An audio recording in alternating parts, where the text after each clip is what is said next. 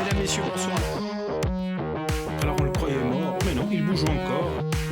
Le premier générique de la première édition Corsicaser.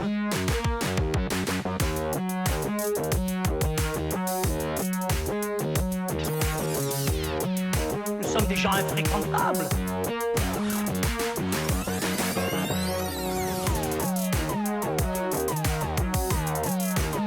Mi pare abbiamo fatto qualcosa di vero.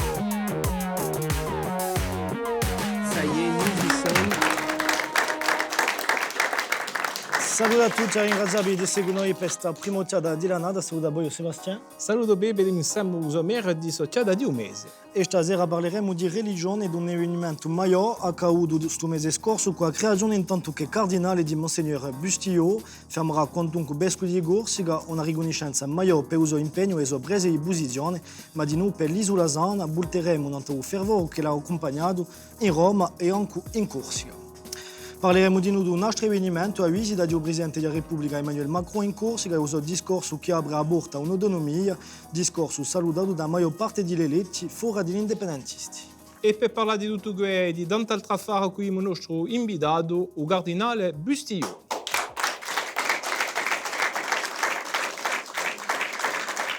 Buonasera, merci d'être avec nous. Alors, déjà, première question, comment il faut vous appeler? Monseigneur, votre éminence, comment...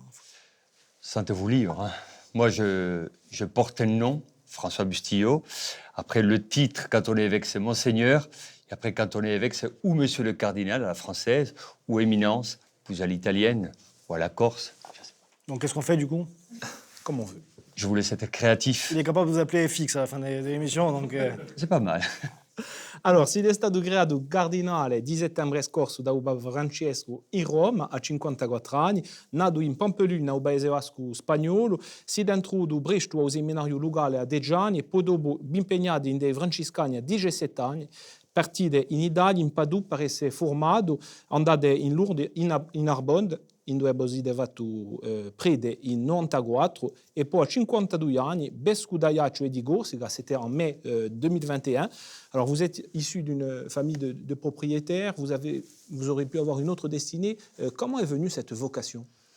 Mais quand j'étais jeune, quand j'étais enfant même, il y avait une attirance pour tout ce qui était un peu bienveillance, attention aux autres, le côté un peu rêve d'enfant, hein, d'être très bien, que le monde aille bien, que tout se passe bien. Il y avait un côté idéaliste, un peu enfantin. Hein. Et petit à petit, ce rêve est resté. Il a mûri, il a grandi.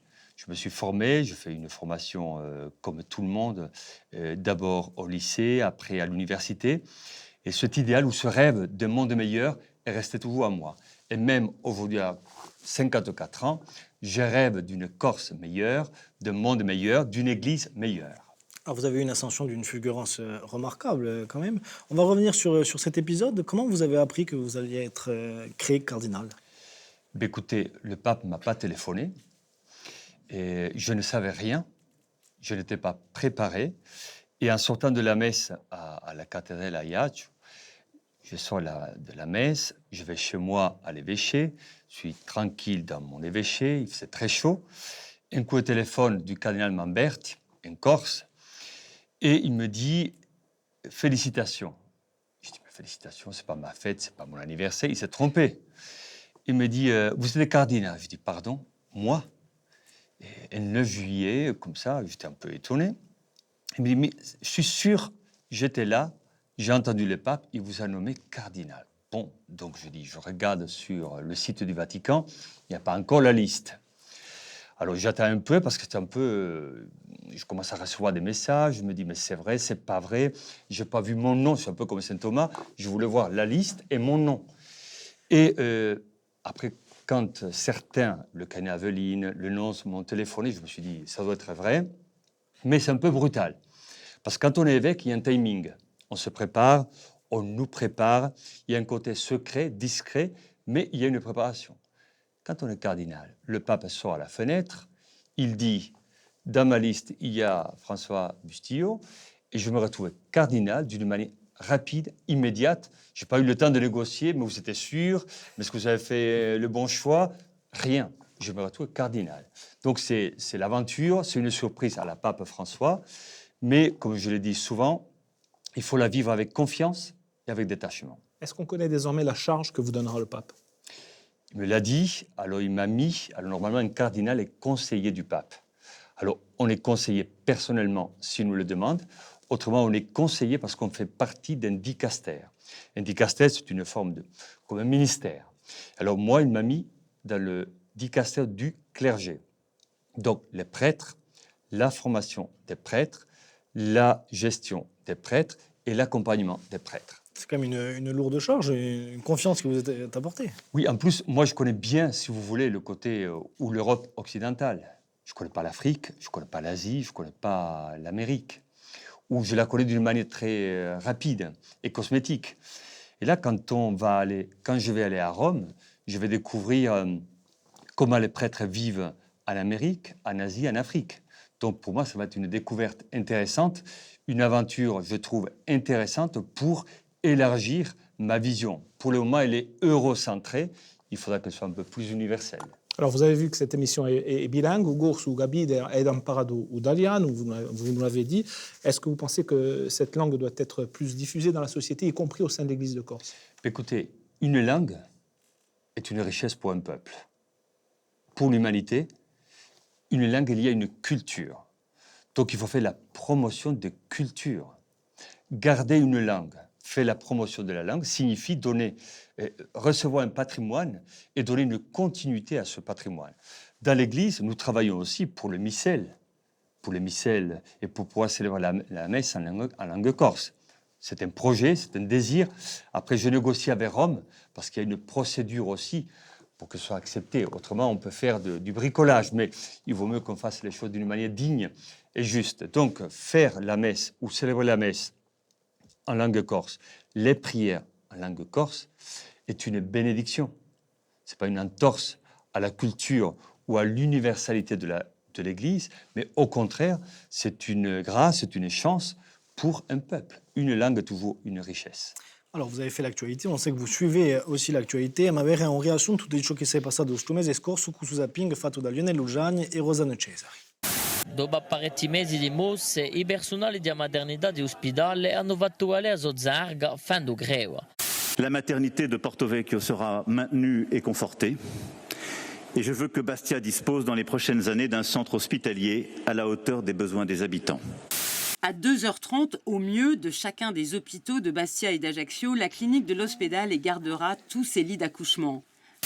2 autres chercheurs ont reçu le prix Nobel de physique. À gauche, Pierre Agostini, qui est donc le 17e Français à l'obtenir. C'est un choix de confiance. C'est la confiance qui reconnaît le génie propre de la Corse. Marc-André Maurizi è diventato ieri sera campione del mondo junior di scacchi. Una broa tamanta per suo stiaccio di 6 anni.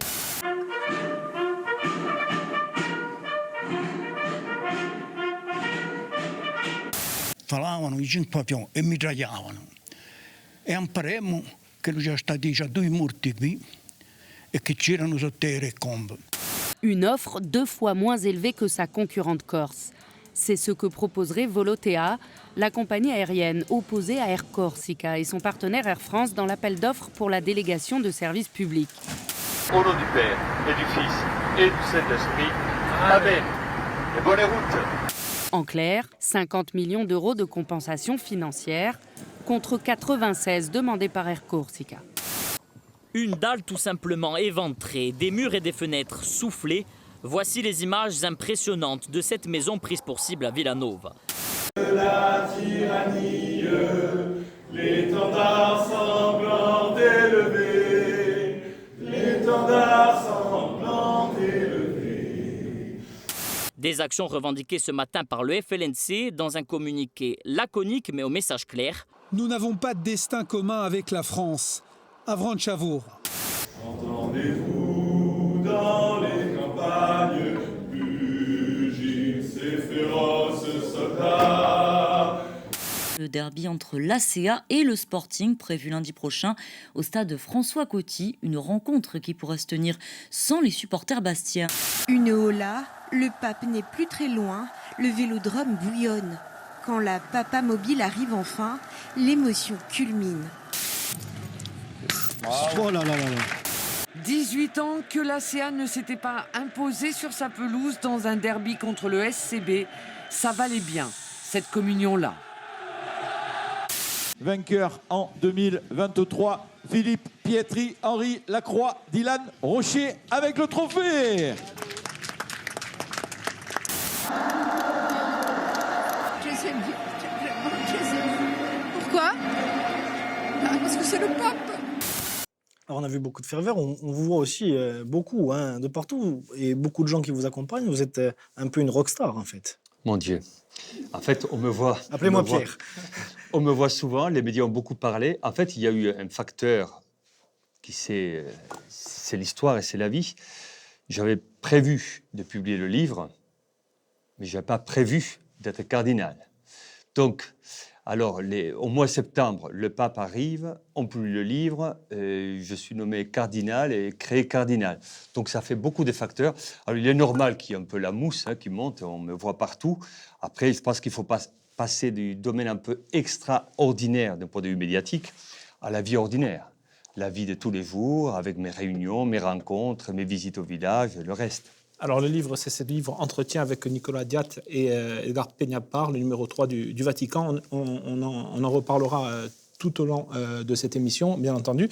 Alors, quand on vous a vu faire la matinale de France Inter, Paris Match, est-ce que c'est aussi le rôle d'un religieux et jusqu'où mettre le curseur, finalement, entre la communication et votre mission C'est une vraie question, parce que notre rôle à moi, ma mission à moi, n'est pas d'être la star qui est dans toutes les télévisions, radios ou journal de France et de Navarre. Ce n'est pas mon rôle.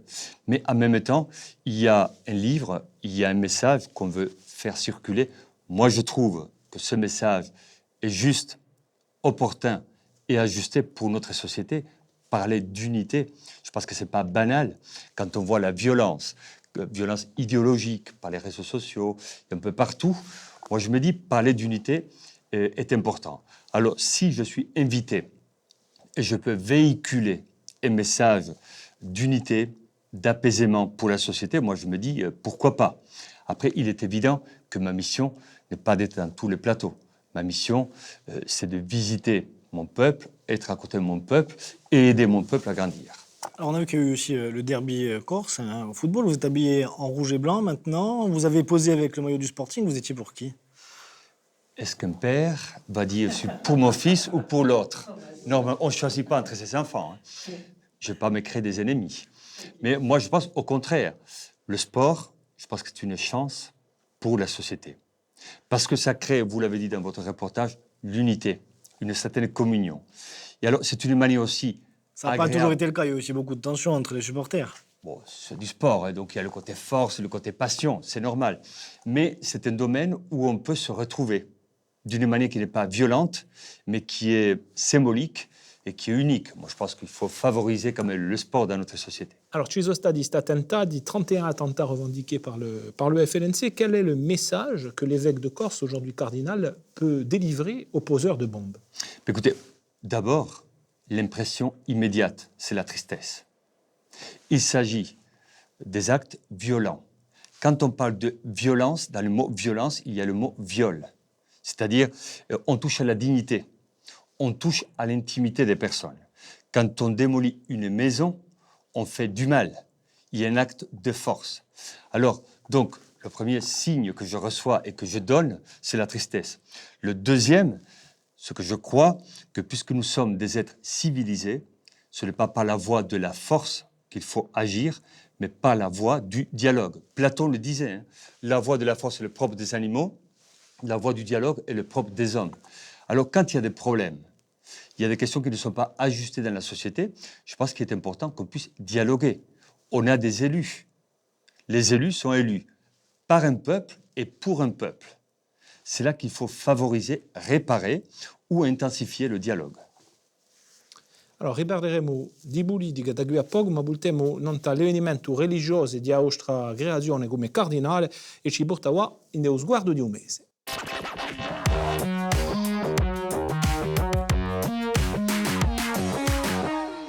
E accogliamo perché Aline Castellani, mere di Biane, Madino, direttrice di pellegrinaggi a Diogesu d'Ajaccio e Jean-Philippe Mattei, che ha seguito per noi, per François Corse con Marion Fiamme, sta creazione. Allora, Aline Castellani, salute. Buonasera a tutti. Buonasera. Bonsoir, mon éminence. Quasi 1 migliaio di corso da Usovescu, vi l'aspettava di un affare così? Beh, aspettavo, tutti quasi ne avevo 300, anche il servizio di pellegrinaggio, e sappiamo che lo genera manco 800, ma è un affare impressionante, voglio dire che di avere tanti corsi a Roma, da Redo, o Zenuello Cardinale, è qualcosa di un'emozione terribile, per me e per tutti quelli che erano là. Jean-Philippe, è stata un'emozione per voi di noi che hai aiutato intanto che giornalista? Sì, è stata un'emozione sicuro, ma intanto che giornalista sicuro, ma di noi intanto che uomo. Poi veramente è un affare diciamo, che abbiamo combattuto di modo straordinario perché siamo passati a Antaite di Vaticano, poi entrare in un'epoca di galleria per troppi, dopo alcun storico. Veramente in luoghi magnifici dove non passeremo più, penso. Forse un giorno quando sarete papa, perché sa, si vedrà dopo. In tutti i casi, sono avvenimenti che per noi si concepiti e considerati come storici. Abbiamo un po' in tutti i casi di violare emozioni, se abiliti un soggetto fatto da Marion Fiamma e un lavoro di Rosancese.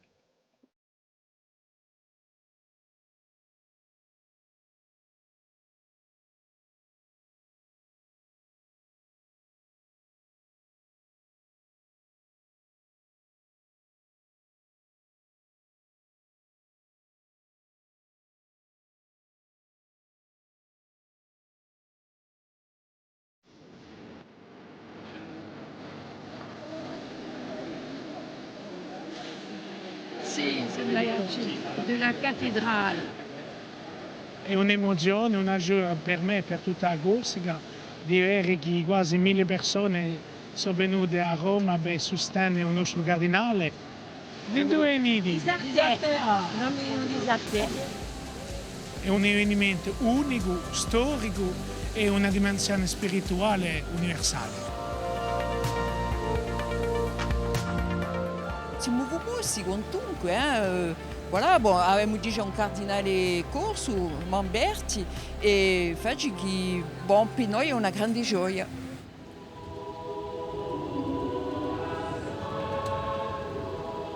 Le fait de voir autant de monde, pour moi, c'était un encouragement. Je ne suis pas seul, j'ai toujours dit que la peur ancestrale de l'homme, c'est la peur de l'abandon, d'être seul. Et moi, en tant qu'évêque, j'encourage mon peuple, mais mon peuple est là. Et ça, c'est magnifique. Francisco Saverio Bustillo.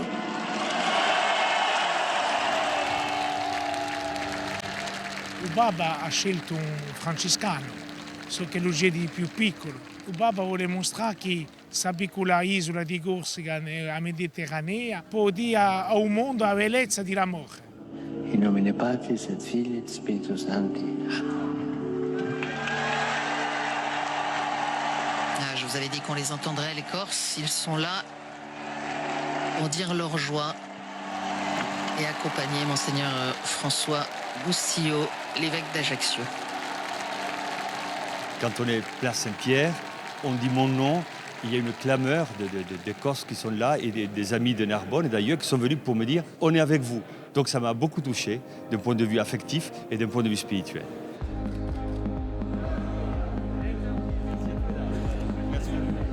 Aquí está. Muchas gracias. Voyons.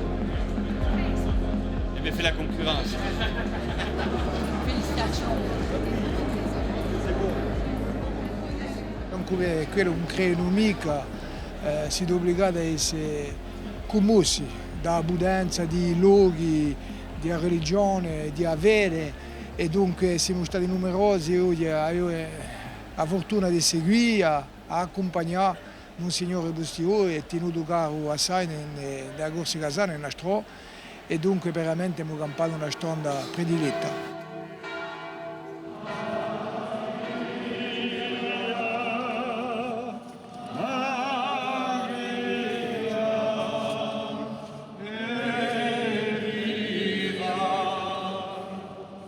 toujours avec un peuple qui a la joie de croire.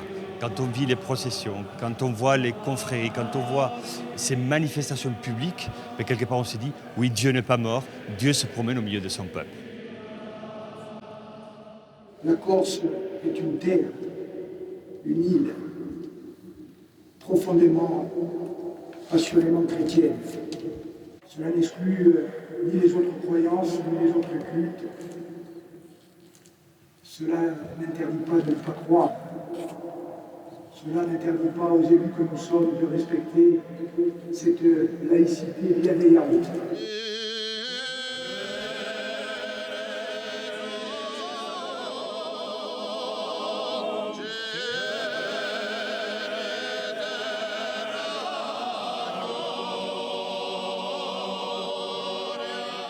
J'ai une responsabilité, comme vous le savez, d'un point de vue universel. Je veille sur la Corse, je dois veiller aussi sur Rome. Donc ça va être une manière aussi plus élargie de vivre ma foi.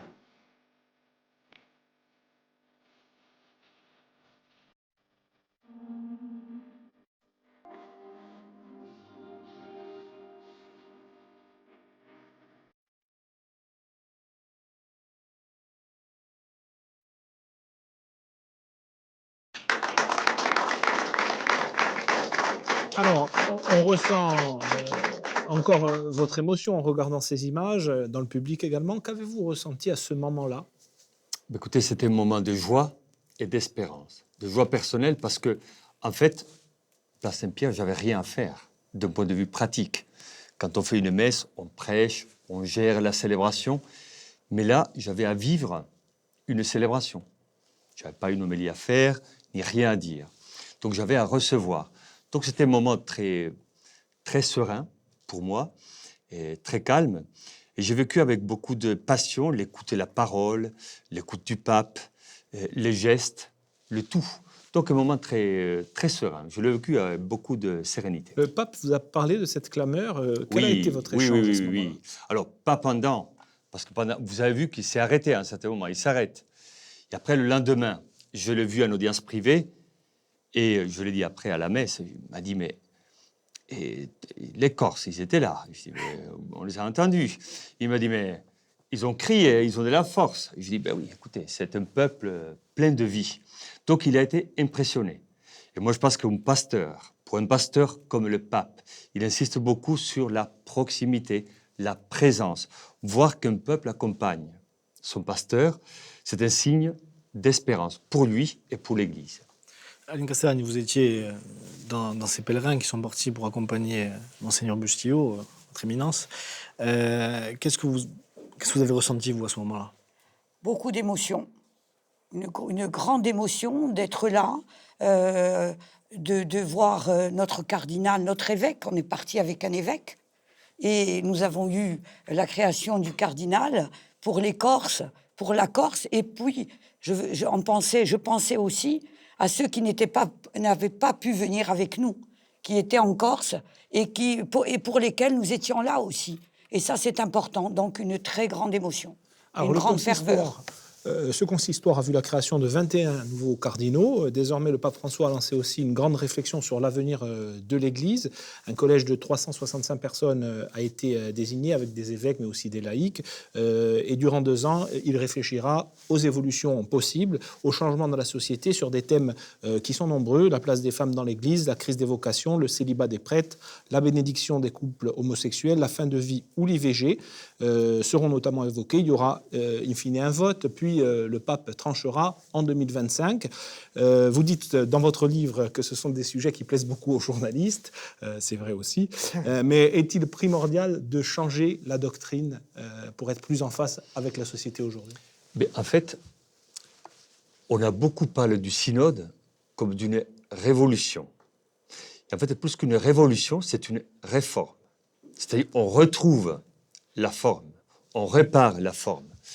Et en fait, beaucoup de gens disaient, oui, on va parler de ça, c'est scandaleux, parler de ces sujets, il ne faut pas bouleverser ni la doctrine, ni la morale, ni la structure de l'Église. Mais quand on prend l'histoire de l'Église, dans les Actes des Apôtres, vous voyez, c'est dans l'Écriture, Acte 15, on parle, il y a des problèmes, il y a des difficultés, on discute. C'est le propre de l'Église. Il y a un dialogue, dialogos, on échange. Alors aujourd'hui, au XXIe siècle, il y a des questions d'actualité, des questions délicates qui touchent aux personnes. Il est important qu'on puisse parler, discuter.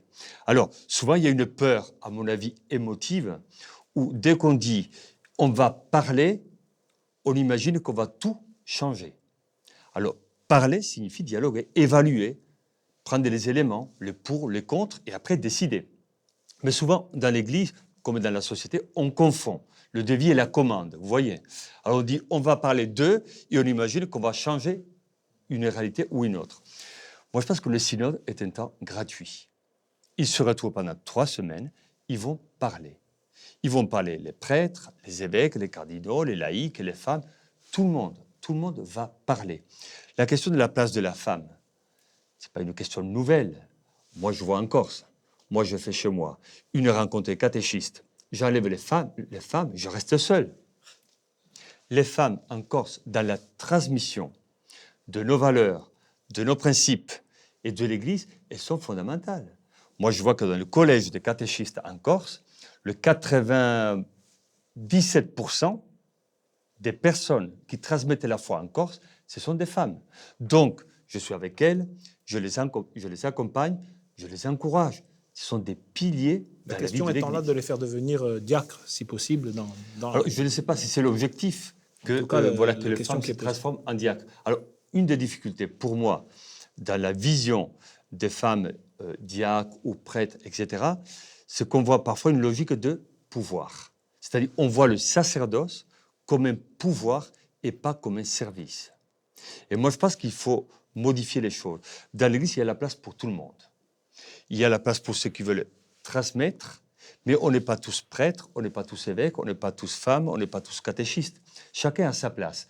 Et je crois que le pape, justement, pendant l'homélie aux cardinaux, il a parlé d'une espèce d'orchestre, de symphonie, harmonie. Il y a de la différence, mais il y a une différence heureuse. Aline Castellani, sur cette place des femmes dans l'Église, vous seriez d'accord, vous, pour devenir diacre, par exemple, en tout cas pour que les femmes... Écoutez, moi, ce qu'a dit son éminence est tout à fait vrai. Sont les femmes, en tout cas en Corse, l'Église ne pourrait pas vivre comme elle vit, l'Église et comme elle vit la messe et les préparations. Pratiquement, tout est fait au moins au 4/5e par des femmes. Maintenant, il est vrai qu'il faut donner à la femme sa place dans l'Église, à mon sens. Pourquoi pas qu'il y ait des femmes diacres, puisqu'il y a des hommes diacres et qui en a besoin en tout cas. Il y a peu de monde et peut-être que faire venir des femmes dans l'Église, c'est important. Il y a aussi une idée qui fleurit et qu'on entend revenir, c'est aussi proposer la bénédiction aux couples homosexuels à l'Église. Ça, on ne parle pas encore de mariage, mais de bénédiction. Est-ce que vous y êtes favorable à ça? Moi, classer les personnes par la tendance sexuelle, pour moi, c'est affreux. Une personne beaucoup plus que sa tendance ou sa condition. C'est une personne. Et en plus, moi, ce que j'ai toujours dit dans mon ministère, depuis que je suis prêtre jusqu'à aujourd'hui, c'est que nous ne connaissons pas l'histoire de chacun. Qu'est-ce qu'il y a derrière? Il y a des combats, il y a parfois des souffrances. Alors, dire celui-là, il est homosexuel, il est hétérosexuel, il est bon, il n'est pas bon, on n'est pas dans une logique binaire. Certes, l'Église a un idéal et propose un idéal. Mais après, on tient compte du parcours personnel de chacun. Et l'Église doit viser le bien de chacun. Alors, sur autoriser le mariage des prêtres, indépendamment de la pénurie de vocations, là aussi, c'est un débat qui a circulé depuis plusieurs années. Votre position là-dessus? Oui, c'est vrai, mais on parle beaucoup de la question du mariage des prêtres ou d'ordonner d'hommes mariés. Moi, je pense que c'est une logique un peu de peur et une logique un peu de survie, de précipitation. On est en train de se noyer, il faut trouver une solution. Personnellement, moi, je vis en Corse. Je vois que chez nous, il y a des jeunes qui sont généreux, ouverts, intelligents et capables de transmettre. Moi, je vous dis, aujourd'hui, nous avons 6 séminaristes, nous avons une dizaine de jeunes qui se posent la question vocationnelle. Ce n'est pas le vide absolu. Il y a des jeunes qui veulent contribuer au bien de la société, au bien de l'Église, qui veulent transmettre nos traditions, qui veulent transmettre nos valeurs et qui veulent être présents au milieu de son peuple et d'un peuple. Donc, moi, je suis plutôt pour explorer et exploiter la générosité de la jeunesse. Quand on voit les confréries, il y a plein de jeunes. Ils vont chanter, ils vont faire des processions, mais ils veulent se donner.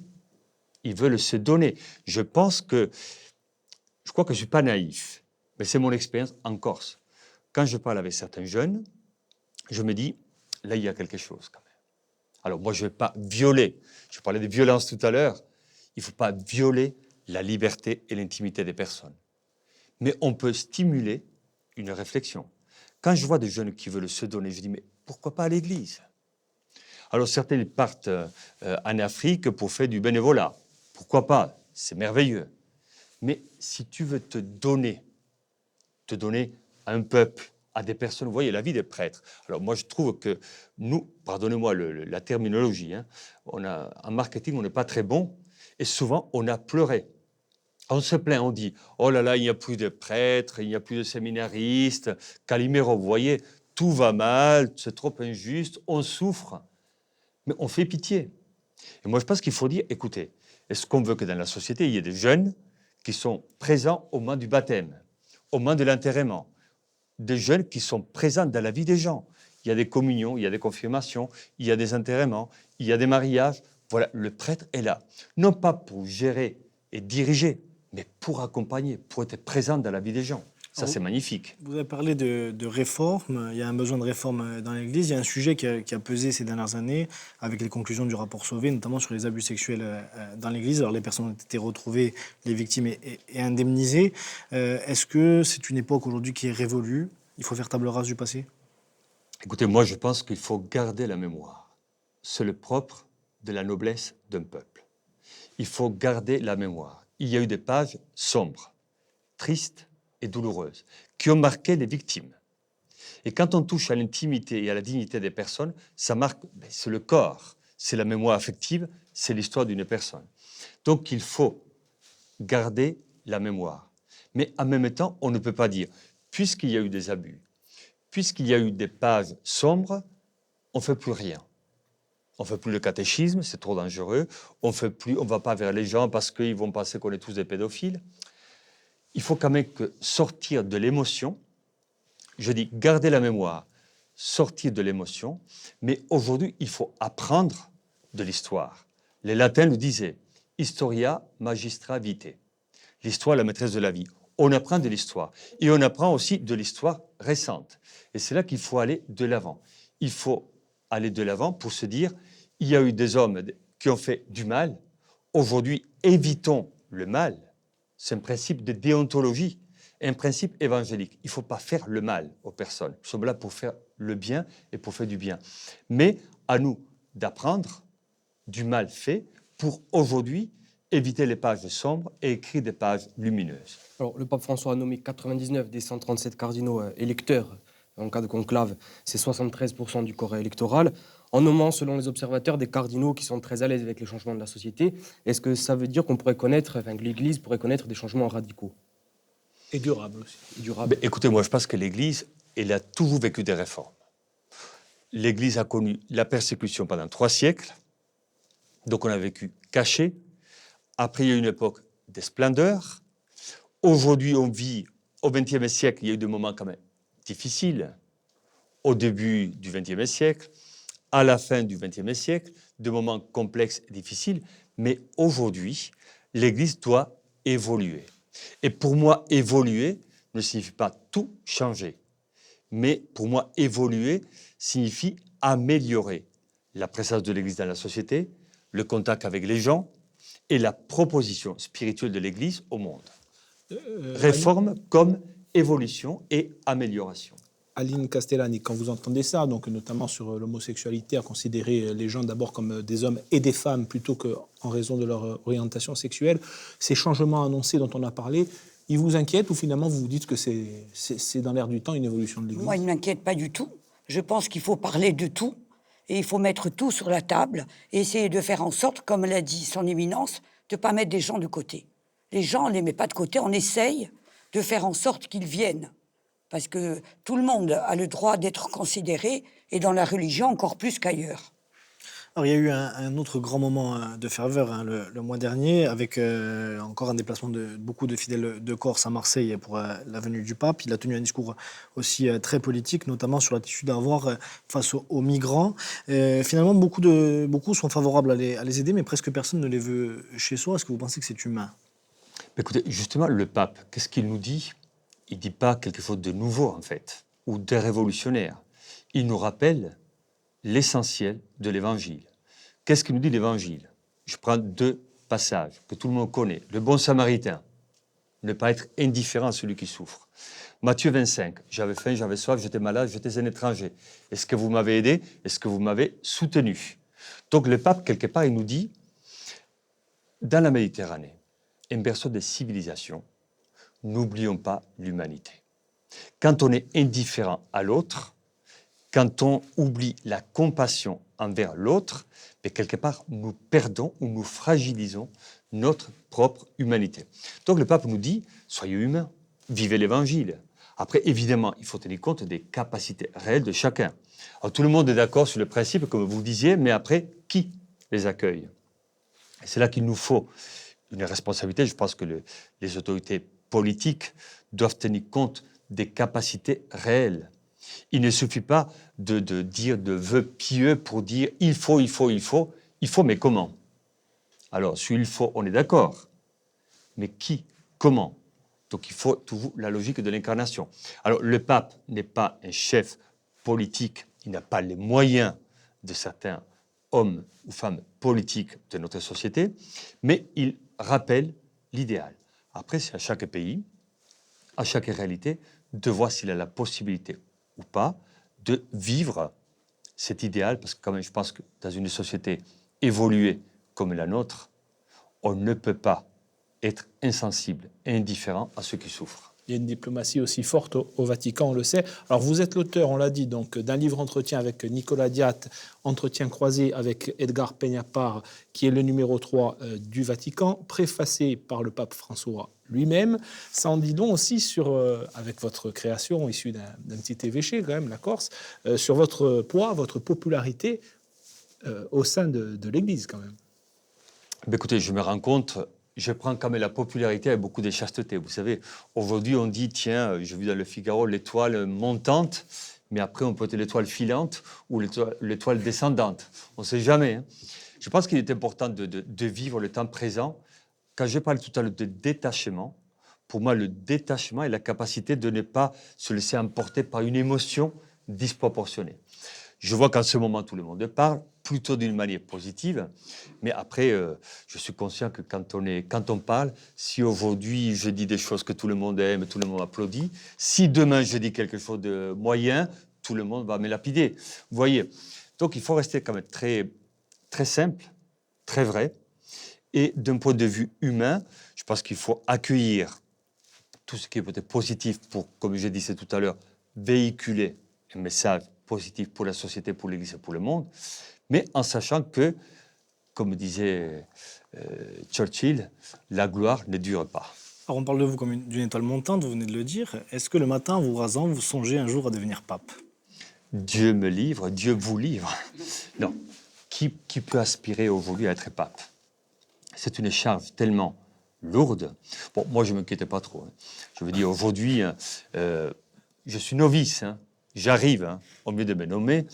Si demain le pape démissionne, je pense que dans le collège des cardinaux, il y a des cardinaux qui ont beaucoup plus d'expérience.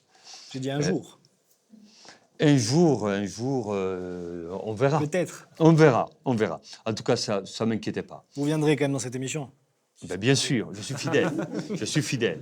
Fidèle à mes racines et fidèle à tous ces lieux où je passe, où on m'a fait du bien. Alors a Corsica, io Adigano, hanno un'area forte assai e anziana. Jean-Philippe Mattei, terra badigana a Corsica, ma di no storia appena avrà stornata. E bere a Corsica tem rapporto particolare a Roma e a Vaticano, pas capisce, là tu l'as ricorda un po' in da storia in passato, j'ai essayé de pas faire des choses trop rébarbatives. Alors Didia, allez, puis di Carlo Magno. Ça changerait un peu. Ça changerait un peu. I corsi erano numerosi in Roma, dunque suente al servizio di un Papa. Didia, la comunità è talmente numerosa e importante che la Basilica di San Crisogono, che noi conosciamo bene, è costruita al XV secolo, una chiesa detta nazionale, una chiesa di Igorzi, e ce l'ho immaginato il Vaticano con un'armata di una decina di migliaia d'uomini al XVI secolo, dunque il potere di un Papa era appena sfarente. Infatti si sta che a principio del XVII secolo i Igorzi al servizio di un Papa sono a poco presso 600, tanto per scopo di sorbire a Roma i stati di Chiesa Cattolica e universali di maniera generale e tene e frontiere verso 1660, Pier è ritenuta data poco preso 64, per via di un disaccordo diplomatico tra il Reame di Francia e il Vaticano, parte un rimoscio in Roma, i guardigorzi di un Papa e i militari francesi si battono in tutta città, a mezzo ai veriti e ai morti. La moglie dell'ambasciatore di Francia in Roma è attaccata anch'essa, è uno dei primi conflitti armati corso francesi. Dunque, essendo Francia e Vaticano facciano un'unghia, torna di più soldati per proteggere cada volta l'ambasciata francese o il palazzo Farnese, ma di no il Vaticano stesso. Di sicuro l'affare è considerato da una parte e da un'altra come una provocazione e dopo un processo e tensioni diplomatiche che crescono sempre di più tra lo Stato religioso e il Reame di Francia, la Guardia Corsa papale è dissoluta, diventerà più tardi la Guardia Svizzera che non conosciamo. Alors, malgré ces événements, le lien avec la Corse est resté fort. C'est vrai que le lien entre la Corse, Rome et le Vatican est resté très important. On l'a vu à l'occasion de votre cardinalat. Donc, de manière très régulière, l'association Guardia Corsa Papale se rend régulièrement dans le Trastevere à Rome. C'est le quartier où résidaient les Corses à l'époque, pour tenir donc à l'heure actuelle des conférences, célébrer des messes en la mémoire de cette communauté corse à Rome disparue et de ce corps militaire. De manière plus exceptionnelle, j'en reviens, mais on l'a vu lors de votre déplacement pour le cardinalat, la ferveur était impressionnante pendant le consistoire et lors de votre première messe à la basilique des Saints-Apôtres. Alors une messe qui, pour l'anecdote, n'a pas pu être célébrée à San Crisogono parce qu'il y avait trop de monde, plus de 1000 personnes certainement le jour. Bon, vous êtes, je pense, d'accord avec ça. Plusieurs explications. Votre personnalité, votre éminence, sans doute considérée comme un pasteur. On entend l'abbé Constant le dire dans cette interview dans le sujet passé. Mais c'est aussi de la manière dont vous qualifiez les fidèles de manière générale, on l'a entendu à plusieurs reprises. Il y a évidemment la dimension exceptionnelle, puisque vous êtes le premier évêque de Corse titulaire à être créé cardinal. Et puis du côté historique, la Corse est placée sous la protection de la Vierge Marie depuis le 8 décembre 1735. On atteste évidemment l'hymne de la Corse, l'Edio Salvi Regina. On le voit, beaucoup de ferveur pour vous accompagner, beaucoup de ferveur aussi pour les fêtes patronales, pour les grandes fêtes religieuses, le Madounouche à Saint-Joseph, à Santa Giuniolo, moins le dimanche à la messe. Comment vous l'expliquez? Est-ce qu'on est plus sur du culturel que sur du cultuel, vous pensez? Moi, je sens, et le premier aspect qui me semble positif pour moi, en tant qu'évêque, c'est qu'il n'y a pas d'hostilité idéologique qu'on peut trouver sur le continent, ou hostilité, voire indifférence, voire distance. Ici, quand même, il y a une sympathie pour l'Église. Après, tout le monde ne va pas le dimanche à la messe, mais en même temps, quand il y a la fête patronale d'un village, tout le monde y va. Les confrères sont là. Donc, il y a un terreau qui est fécond. Moi, ça m'invite à l'espérance. Après, la question, et notre défi à nous, c'est la mission. Comment passer d'une vision ou d'une pratique ponctuelle à une pratique habituelle. Et non pas, bon, le but quand même, c'est pas de faire du commercial. Le but, c'est pas de remplir les églises parce qu'on est les plus beaux, les meilleurs. Mais le but, c'est de se dire, l'Église, dans une société complexe comme la nôtre, a quelque chose à dire. Tu vas à la messe, c'est pas juste pour accomplir un rite. Tu vas à la messe pour te nourrir. Souvent, et ça c'est notre faute à nous les chrétiens, hein, pendant longtemps on a dit, il faut aller à la messe. Et on a présenté la démarche comme une démarche presque morale, et pas comme une démarche spirituelle, où tu te nourris. Alors il ne faut pas s'étonner que les gens vont au Tibet, ou en Inde, ou je ne sais pas où, pour trouver la foi et la spiritualité. Mais quand on va à l'église, en tout cas pour nous, c'est pour se nourrir. On a tous faim et soif d'authenticité. Quand on va à la messe, on a manqué de pédagogie. C'est pas juste arriver, attendre la fin de la messe, le prêtre est long et les chants sont nuls, il n'y a que des mémés. On ne peut pas aller à la messe pour faire des constatations basiques.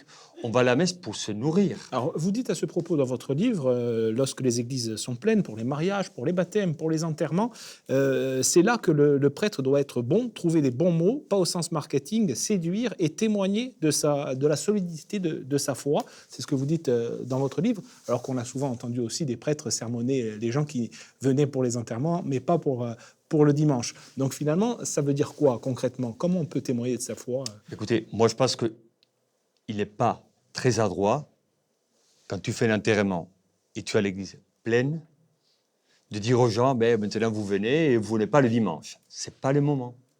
C'est une question de tact dans le contact. Alors là, on vit un enterrement, on le vit à fond. On accompagne une personne, un défunt, on accompagne une famille, on se donne à fond à ce moment-là. Ce n'est pas le lieu où on doit dire aux gens, mais il faut venir à la messe le dimanche. Parce qu'on revient à la morale, il faut. La question, à mon avis, c'est de se dire, on a un enterrement, l'église est pleine, on fait une célébration belle, on annonce et on témoigne de l'espérance chrétienne. Ça va toucher les gens. Nous ne savons pas ce que les gens vivent. Tu as 400 personnes devant toi. Peut-être que parmi les 400 personnes, il y en a une dizaine qui se posent des questions sur la foi. Alors quand on a 15 ans, peut-être on passe à d'autres choses. Quand on a 20 ans, peut-être on est ailleurs. Mais quand on commence à avoir 30 ans, 40 ans, on commence à avoir une maturité dans la vie affective, personnelle, professionnelle. On se pose des questions par rapport à la foi. Si tu fais une célébration belle, digne, tes paroles parlent, tes paroles touchent la conscience et l'intelligence des gens. À ce moment-là, ces personnes-là, sans que tu leur dises « il faut aller à la messe », elles vont commencer elles-mêmes leur chemin, elles vont aller à la messe sans que tu les forces. C'est-à-dire, c'est pas une opération séduction, mais c'est, comment dirais-je, une opération authenticité. On a quelque chose de beau à proposer à la société, au monde, au moment des baptêmes, au moment des mariages et au moment des enterrements. Vivons à fond ces célébrations. Vous avez fait quand même un petit peu de marketing. On a retrouvé un reportage à un moment où vous étiez du côté de Narbonne. Vous aviez fait une publicité, on va voir ça. Alors que Noël pousse à la consommation, l'évêché de Narbonne invite à la communion. Les frères franciscains approuvent cette démarche inhabituelle de l'Église, une campagne de communication qui vise avant tout à ramener les fidèles sur le chemin de la messe. On parle beaucoup de discours, beaucoup de verbal. Et la dimension de l'image et de l'affiche, donc je pense qu'elle peut être intéressante, originale et surtout efficace. Sans naïveté, on n'aura pas des milliers de personnes qui vont se précipiter dans les églises, mais en même temps, il faut qu'il y ait quand même une provocation, une saine provocation. Pas agressive, mais simple. Ça avait marché ou pas? Ça a marché. Ça a marché. Mais écoutez, j'étais à Narbonne, la première religion, c'était le rugby. Au stade, tu avais 15 000 personnes, et à la messe, voilà, on avait les bancs. C'était le vide. Donc, là aussi, je me suis dit, à l'époque, sans être agressif ou pour culpabiliser les gens. Mais on s'est dit, à Noël, il y avait des tableaux publicités avec des huîtres, le foie gras, le chocolat. OK, très bien. Mais je me suis dit, si nous, l'Église catholique, on ne parle pas de Noël, de l'âme de Noël, qui va le faire à notre place? Alors, je me rappelle quand je fais ça, donc le maire, il m'a dit, oh, quand même, c'est un peu fort, vous m'avez mis ça dans tout. Mais je me rappelle, après, j'ai une mémoire sélective. 15 jours avant, il y avait le salon de l'érotisme à Béziers. Et on avait des affiches avec des femmes pas très habillées. Là, personne n'a protesté. Alors moi, je me dis, là, on ne protestait pas. Et quand on met un prêtre qui n'est pas culpabilisateur, qui est plutôt sympathique, qui dit, bah, écoutez, n'oubliez pas à Noël qu'il y a la messe. Ce n'est pas une agression ou un attentat à la liberté des personnes. C'est un rappel. Je trouvais ça, que ce n'était pas trop agressif et c'était plutôt sympathique. Alors, il y a un autre élément spécifique en Corse, c'est l'engouement pour les confréries. D'ailleurs, cette année, elles se sont réunies chez vous, à Piane, toutes les confréries de Corse. C'est un aspect important aussi pour consolider l'Église. On sait que ça a quelquefois été pas très bien vu par tous les religieux.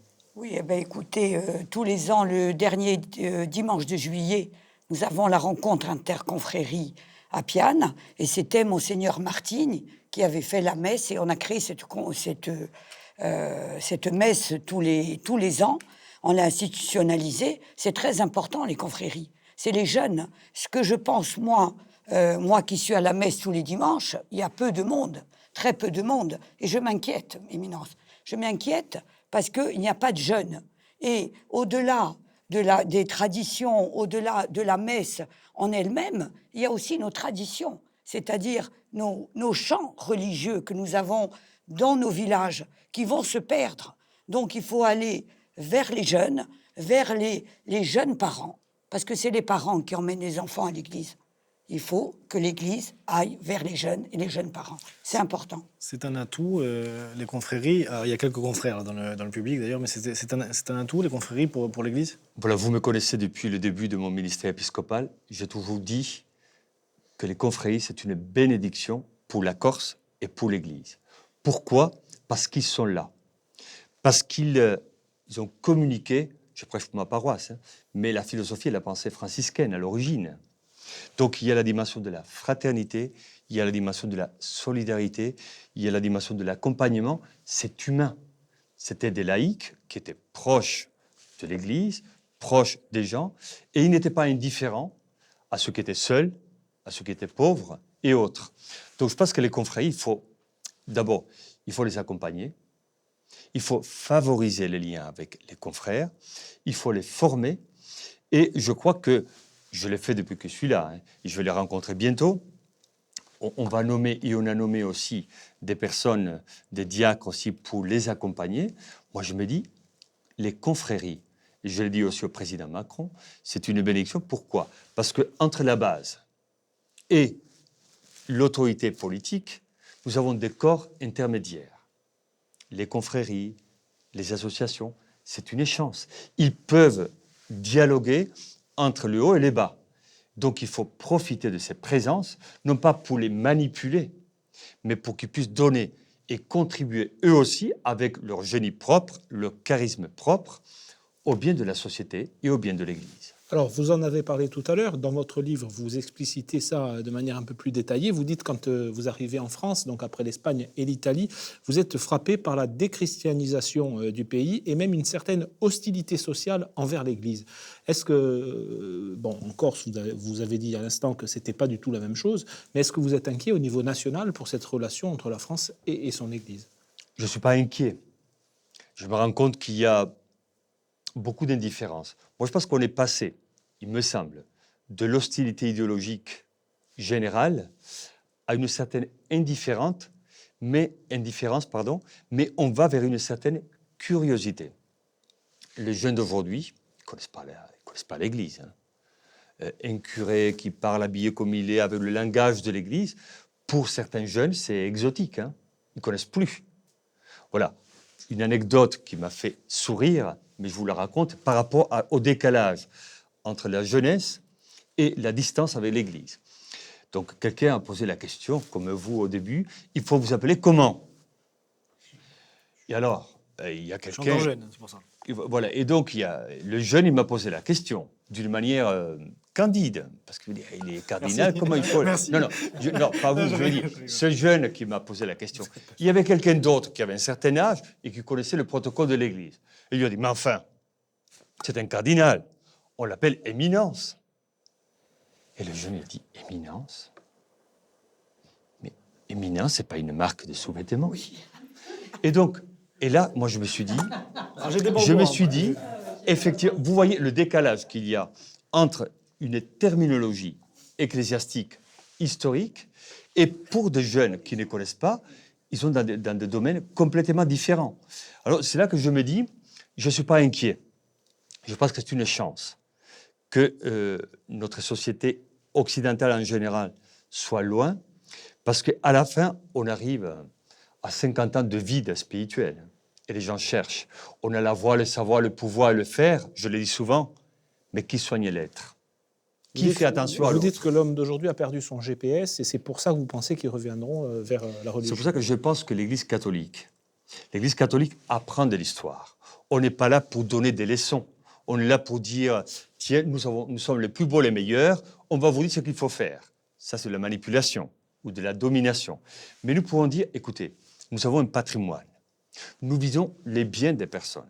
Nous pensons que si nous disons l'Évangile, si nous vivons l'Évangile, parce qu'en fait, Aujourd'hui, on connaît l'Inquisition, les croisades, les prêtres pédophiles, la richesse du Vatican et les interdits moraux. OK, les 5 plaies de l'Église. Mais qui connaît l'Évangile? Les jeunes d'aujourd'hui, ils connaissent peu l'Évangile. Ou ils vont sur Wikipédia, mais on ne trouve pas tout.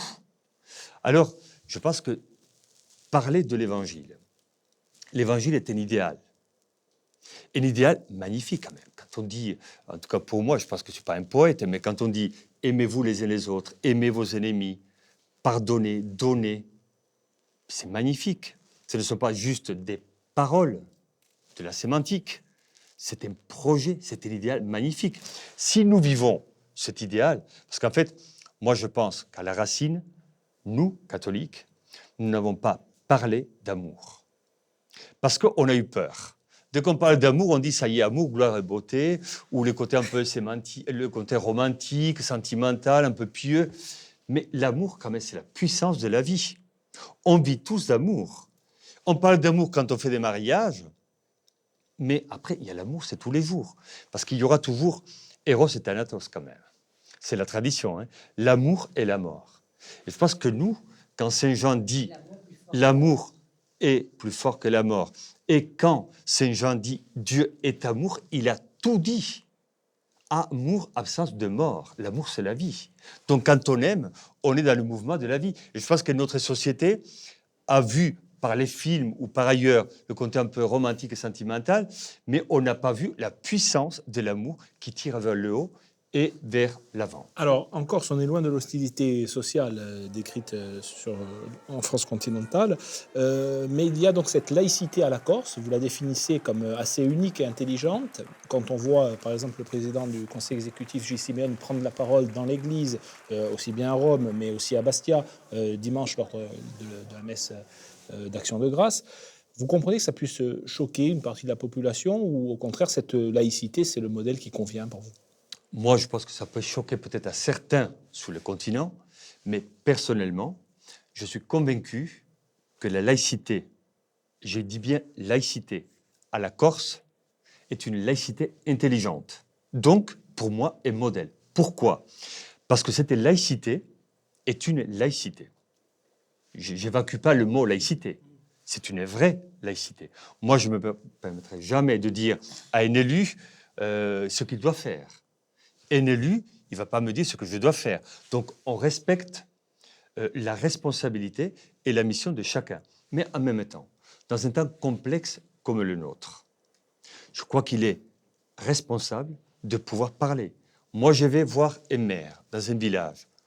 Moi, ça m'intéresse de savoir combien d'habitants, est-ce qu'il y a une poste, est-ce qu'il y a une école, un collège, comment on vit, les forces, les failles. Moi, ça m'intéresse.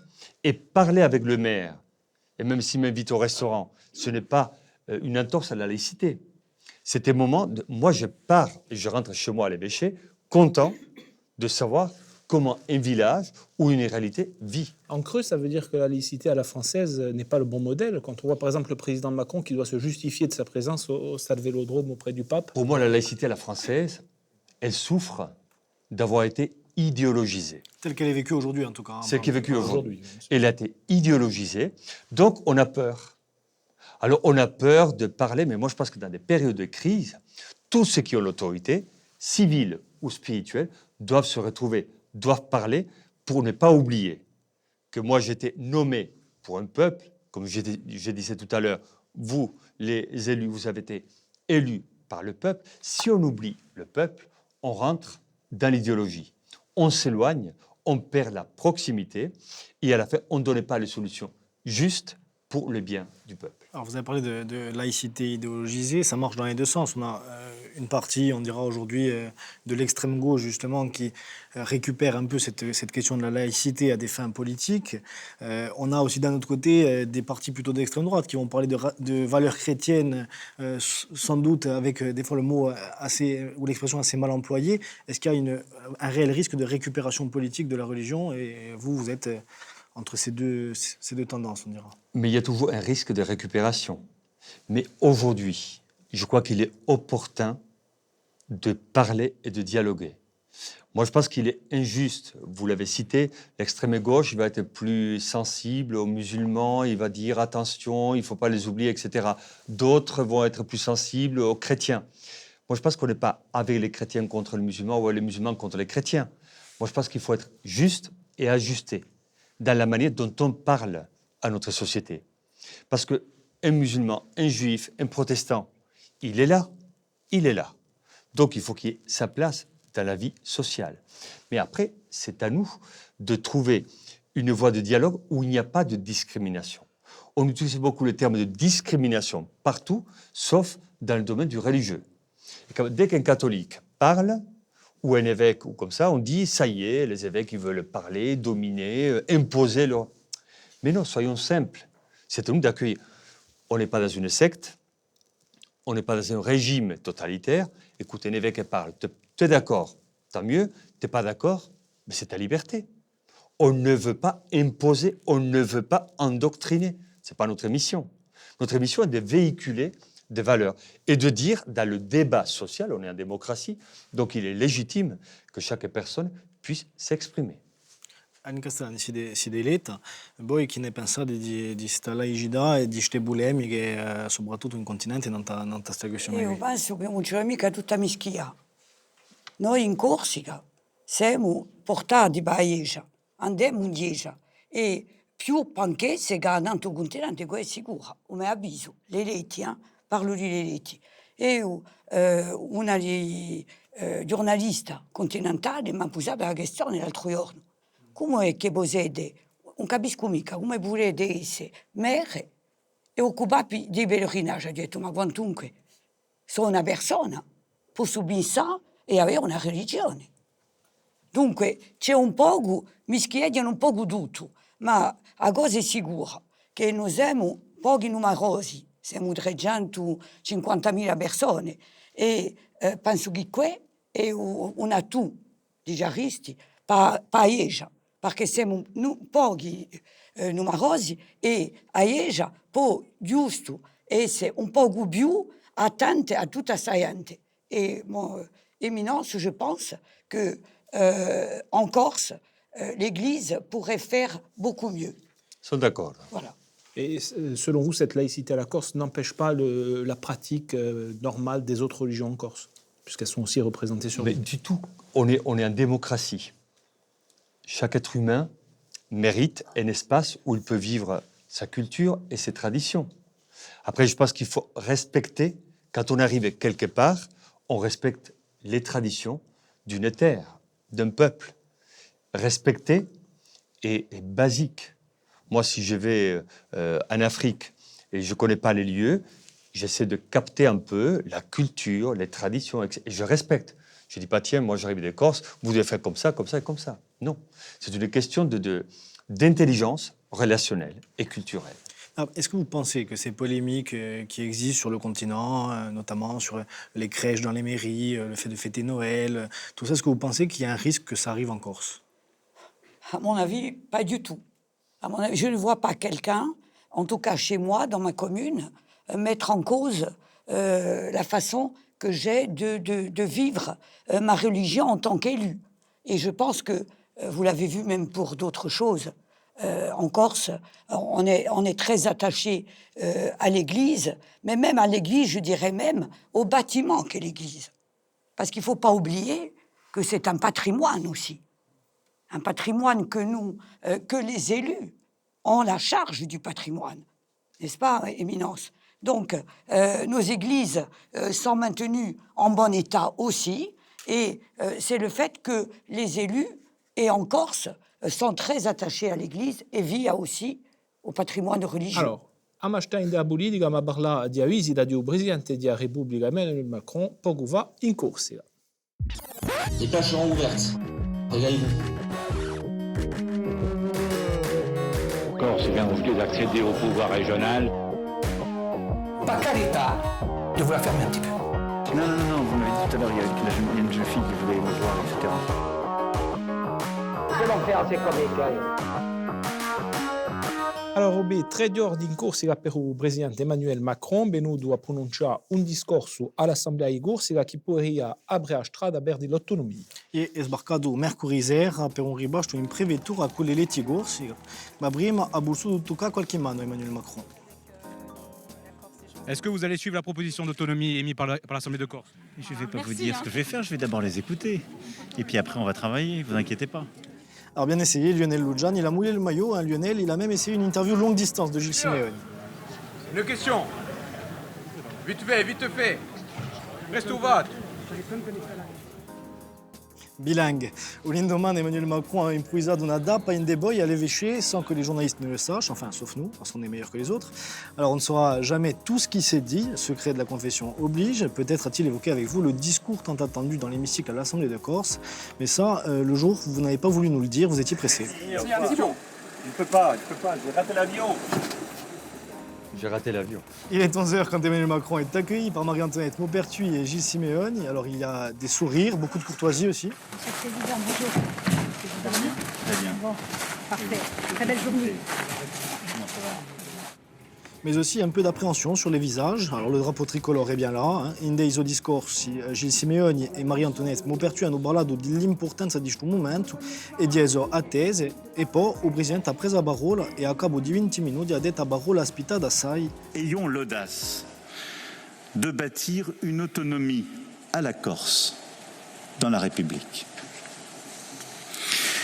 Cette autonomie doit être le moyen pour construire ensemble l'avenir sans désengagement de l'État. Ce ne sera pas une autonomie contre l'État, ni une autonomie sans l'État, mais une autonomie pour la Corse et dans la République. Un discorso aperto che è stato salutato da maggior parte degli eletti fuori degli indipendentisti. Allora la scopo di visita di Emmanuel Macron dirà commemorazione dell'80 anni della liberazione di Corsica, un omaggio reso a Fred Scamaroni in Ajaccio e Daniel Casanova, ma di noi a quelli che hanno liberato da Bastiglia.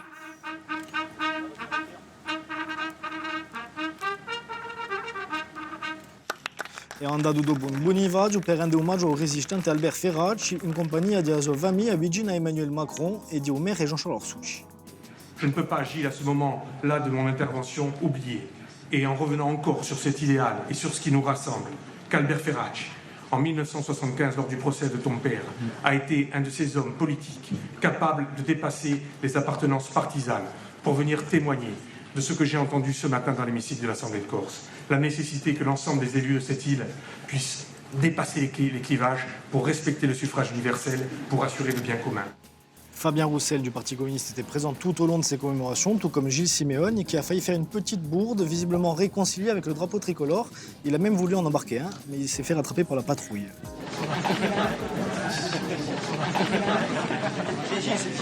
C'est exprès.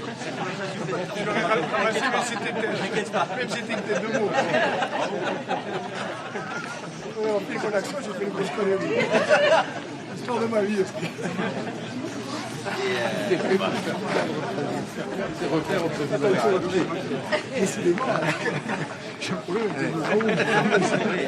Alors, ce qu'on peut retenir de cette séquence, c'est un discours qui tranche avec les précédentes prises de parole d'Emmanuel Macron et qui ouvre la voie à un deuxième acte pour le processus de discussion en cours. E poi per queste visite presidenziali di noi un avvenimento per noi giornalisti. Yeah, mon propos, je te parais-tu et dit direct, et bien sûr, quand on est en direct pendant autant de temps, il y a toujours quelques couacs. On a d'abord vu Alain Stromboni rattraper une caméra en direct. Vedremo in diretta Alain Stromboni, buonasera Boy, Emmanuel Macron, che scontrerà stasera in giro un ribasto, un borghi dei letti corsi. Attention, la caméra. Alors on taira le nom de la personne qui était derrière la caméra parce que Lionel Lujan est notre ami. On a vu aussi Dominique Moret galérer avec son téléphone. Alors peut-être qu'il est encore sur Itinéris ou il n'a plus de crédit parce qu'il n'a pas le Millennium.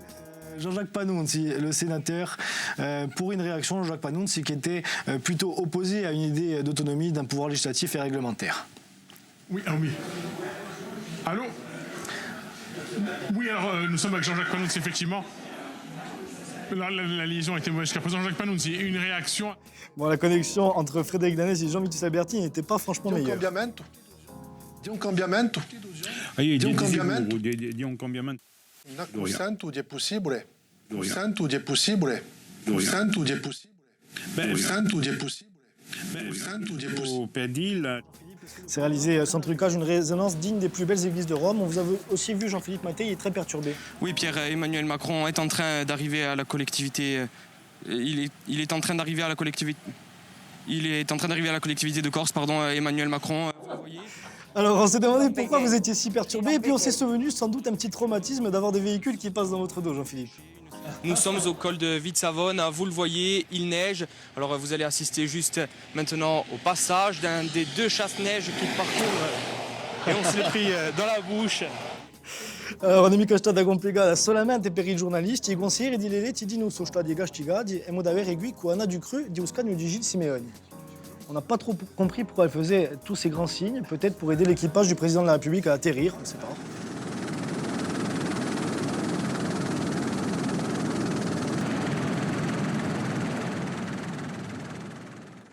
Allora, una visita e un discorso che ha fatto reagisce in Corsica e anche in Astro, soddisfazione per certi, prudenza per altri, come l'indipendentista, tutto il mondo ne ha parlato, anche l'ancien presidente della Repubblica, Nicolas Sarkozy.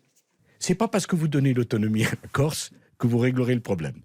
Mais c'est pas non plus parce que vous braquez sur l'idée que vous faites de l'unité de la République, vous réglerez le problème aussi. Je prends un exemple.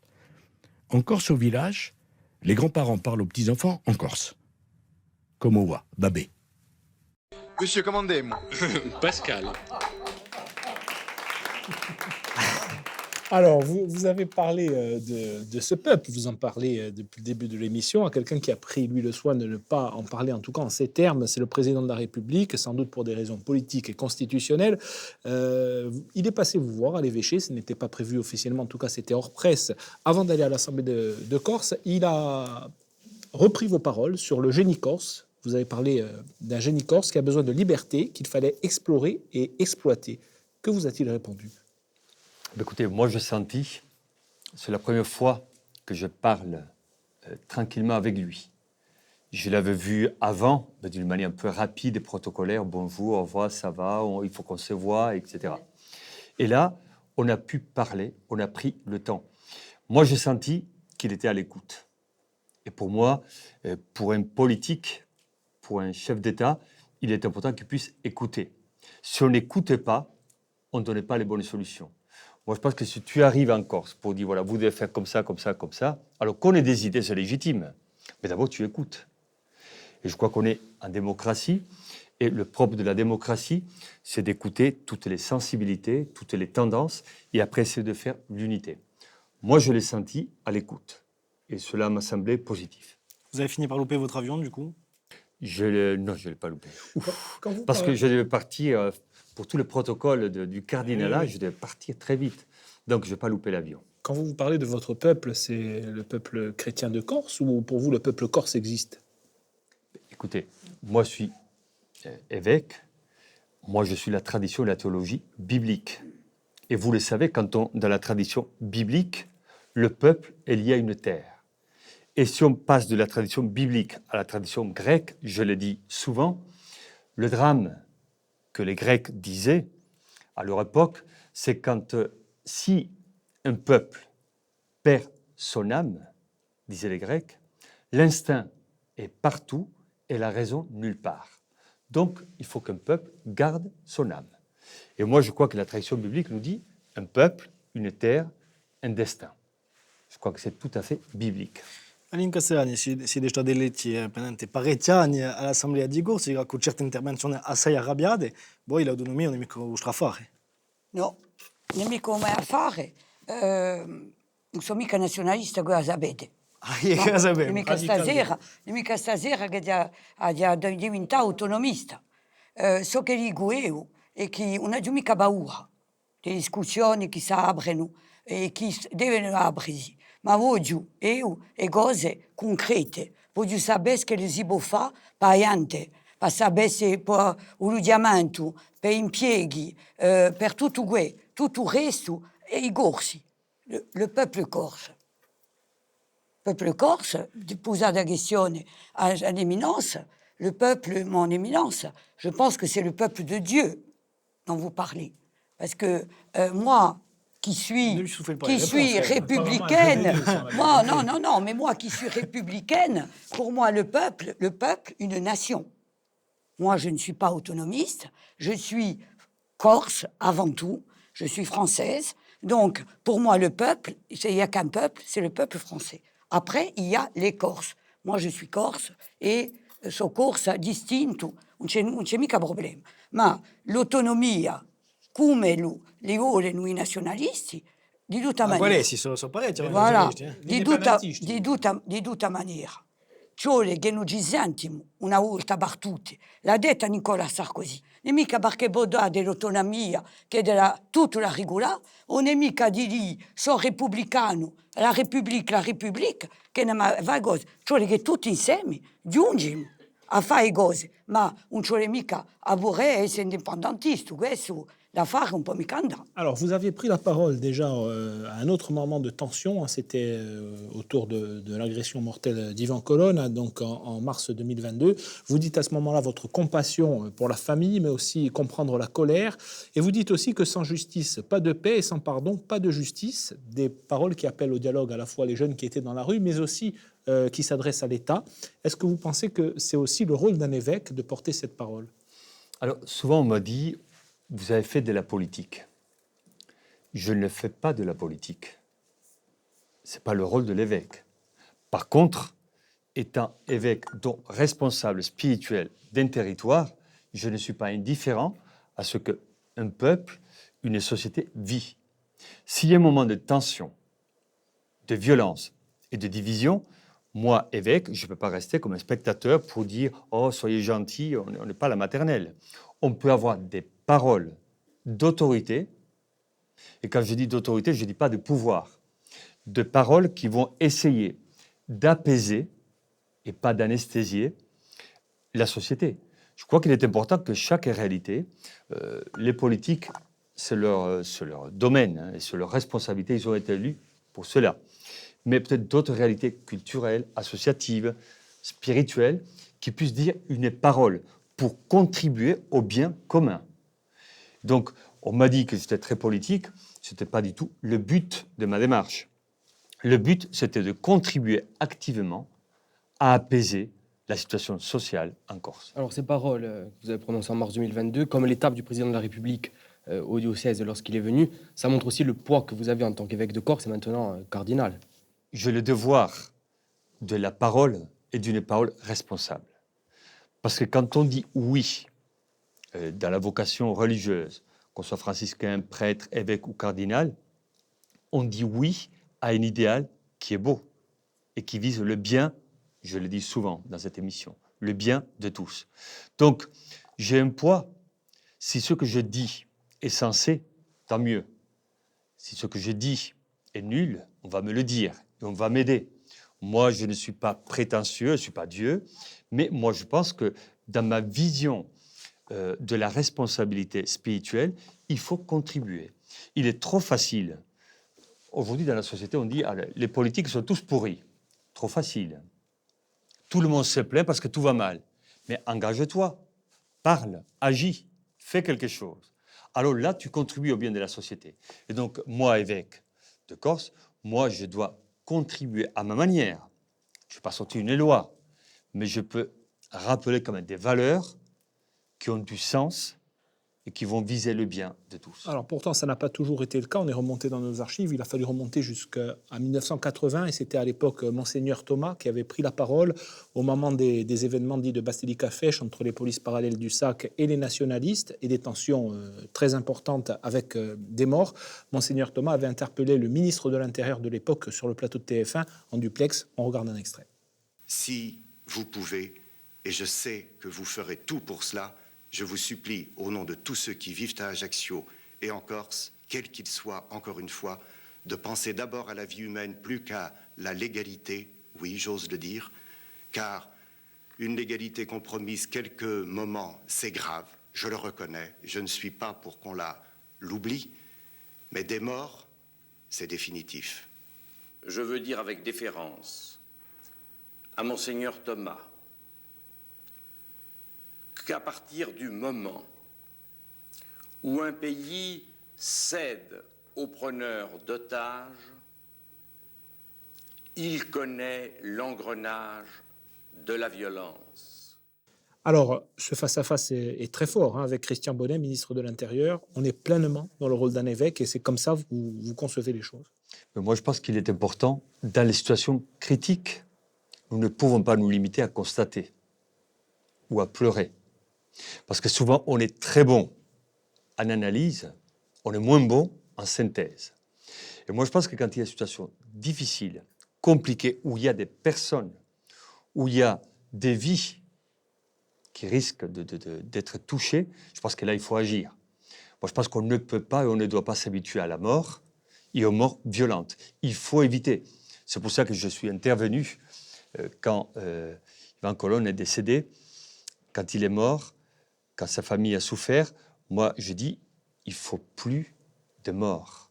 S'il y a des morts, on va enchaîner une situation catastrophique pour la Corse. Alors vous dites que ce n'est éviter la mort, éviter les violences. Ce n'est pas de la politique. On a vu en Corse aussi des religieux faire de la politique. On se souvient de l'abbé Emmanuel qui siégeait à l'Assemblée de Corse, la toute première Assemblée de Corse en 1982, ou de l'abbé Mondelogne, pour ne citer qu'eux, qui étaient engagés, militants très actifs, militants nationalistes. Est-ce qu'aujourd'hui, ça serait encore possible de voir un religieux siéger à l'Assemblée de Corse? Je ne pense pas.